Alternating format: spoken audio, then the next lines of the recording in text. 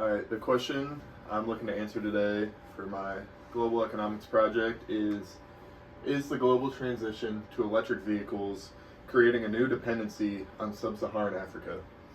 This presentation explores whether the global transition to these new EVs is creating a new dependency on these sub-Saharan African countries that have been poached for their different materials to create a lot of these batteries that we see in our smartphones or laptops or anything of that nature. So we'll just see if this increase in electric vehicles, how that's going to affect these countries. All right, so a quick overview. So we'll start with a roadmap of the global push towards these electric vehicles, and look at which minerals exactly are used and where those come from in different parts of Africa. We'll look at the risks of new dependency, which, as we'll see, this is a problem that's been going on for a long time. And so we'll also look at possible new opportunities for that whole region of Africa and see what policies they can use to incorporate. I have a quick video here just to show sort of the background and what's been going on in these countries to produce this cobalt specifically, but also other materials as well.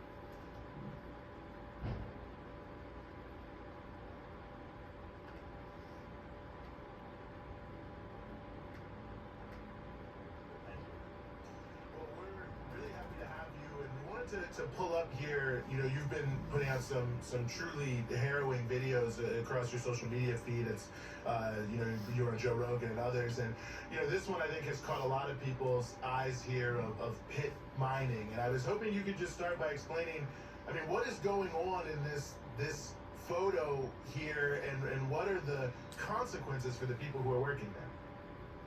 Well, it caught my eyes when I climbed the ridge, and then this pit just revealed itself, crammed full of a sea of humanity, men and boys clanking and hammering against a giant mountain of cobalt-bearing rock to break it off from mountain to boulder, then boulder to pebble, and then fill it in the sacks. You can see the train of people in the back climbing out of the pit with sacks on their shoulders. This is the bottom of the cobalt supply chain. Cobalt, as your viewers probably know, is used in the manufacture of almost every lithium-ion rechargeable battery used in the world today. So smartphones, tablets, laptops, and crucially, electric vehicles. And that's what the bottom of the supply chain looks like. We hear a lot from certain companies and also certain, NGOs about the idea of there being, a clean way to have cobalt, to have these batteries. It's the idea that, somehow the supply chain is clean, we've investigated it, nobody was abused in the process of getting this mineral. I'm curious, can you talk a little bit about if that's actually legitimate or not? Is there actually, a clean way as of now in the supply chains to get this stuff? Look, I've spent months on the ground in the Democratic Republic of the Congo, which supplied almost 3/4 of the global supply of cobalt last year. And I can tell you there's no such thing, based on what I've seen, there's no such thing as clean cobalt. The cobalt that is mined in the Congo is tainted by an array of hazardous and abusive conditions, from child labor to forced labor, to environmental destruction, to public health catastrophes. It's an absolute horror show. And proclamations of clean cobalt are nothing more than marketing and puffery, based on what I've seen in the Congo, meant to just allay people's concerns and continue business as usual. And the fact of the matter is, it puts a barrier in front of actually addressing the human rights and environmental violence taking place in one of the poorest and most downtrodden patches of Earth on this planet. One of the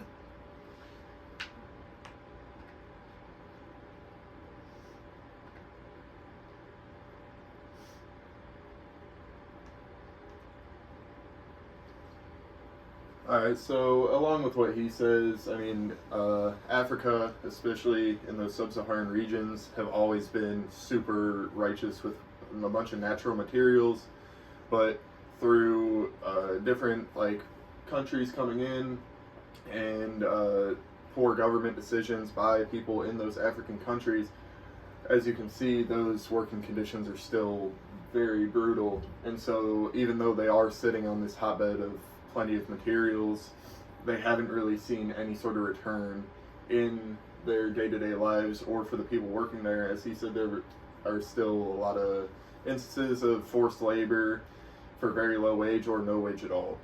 So then for the next point I want to make is the electric vehicle transition. So the global push to switch from gas to electric vehicles comes with a lot of people concerned about the climate. And so also there's government incentives and automakers announcing of a lot of deadlines. So a lot of cars that we see or grew up with, those are being discontinued.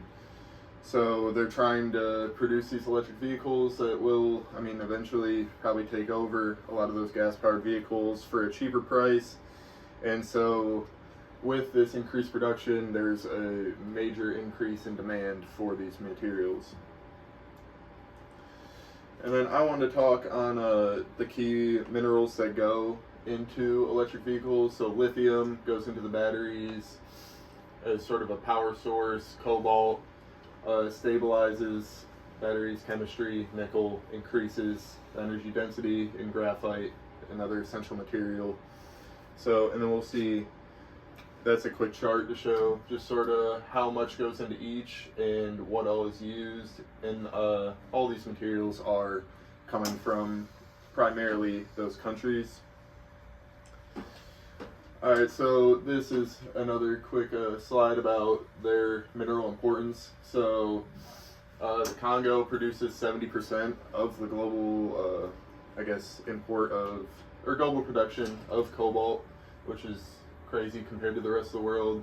And then other countries in that region like Madagascar, Tanzania, they supply the nickel. I'm not going to try to pronounce that, but they produce graphite. And there's also growing interest in lithium across the region.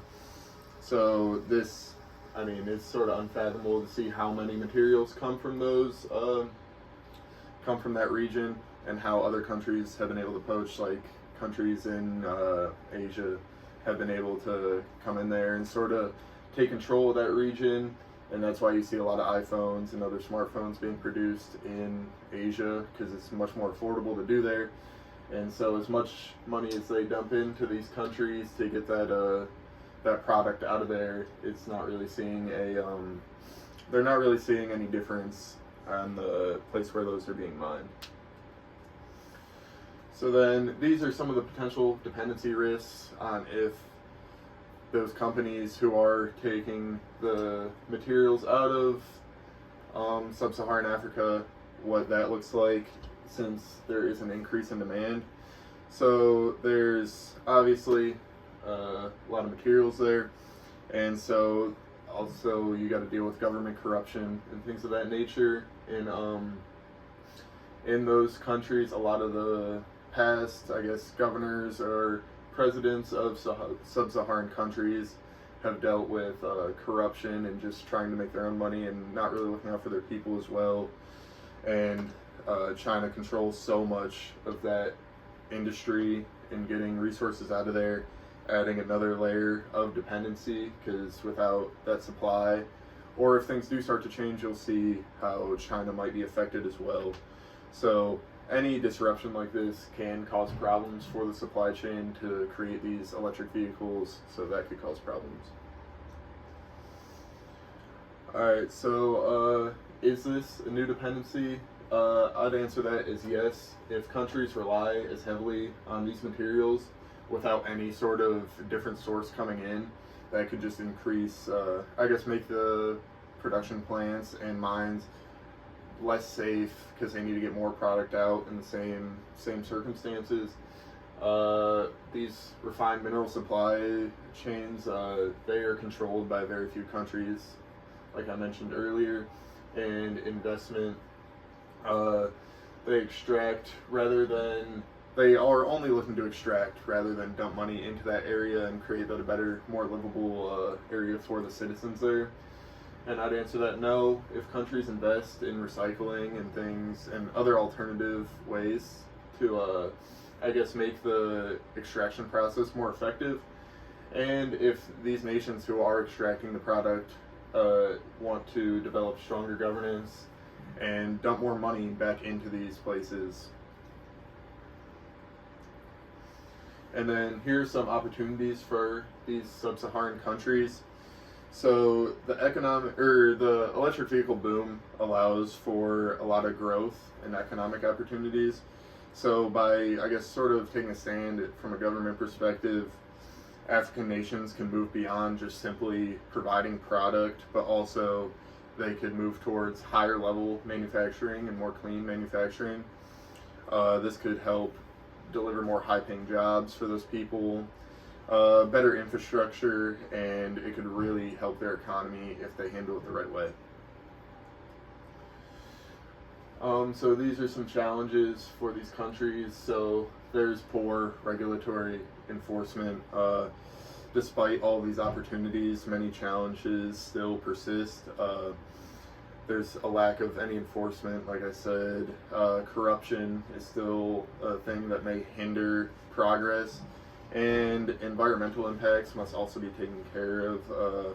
Without any reform, these things may not change. So it really starts from the top, and then how much these companies are willing to invest back into Africa, as well as these places in Africa sort of taking a stand and demanding some sort of, I guess, money back or investment back into their nation as a whole.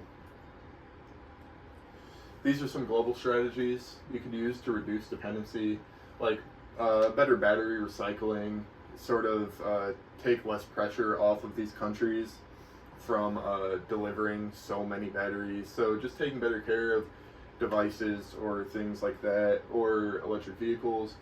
So there's also been looking to alternate chemistries, so different ways to power batteries that don't rely so heavily on that cobalt, nickel, and things like that.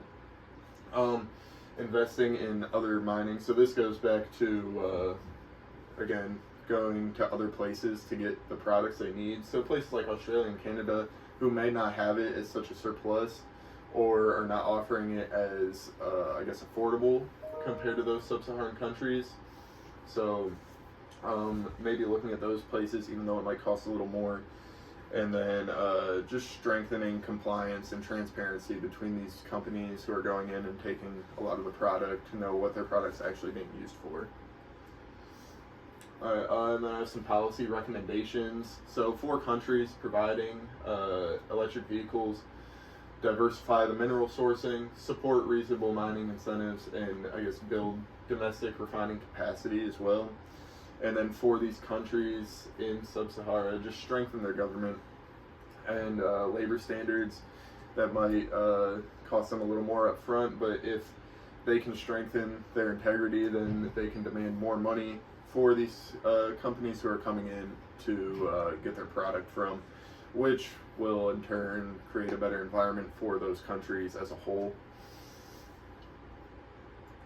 Then in conclusion, the world's electric vehicle transition does not heighten the resilience or heighten the reliance of materials coming out of sub-Saharan Africa, but this sort of dependency could lead to that in the future. And so this is really a good chance for these sub-Saharan African countries to take a stand and sort of demand more out of the countries coming in to poach their products. So that is all I have. Thank you.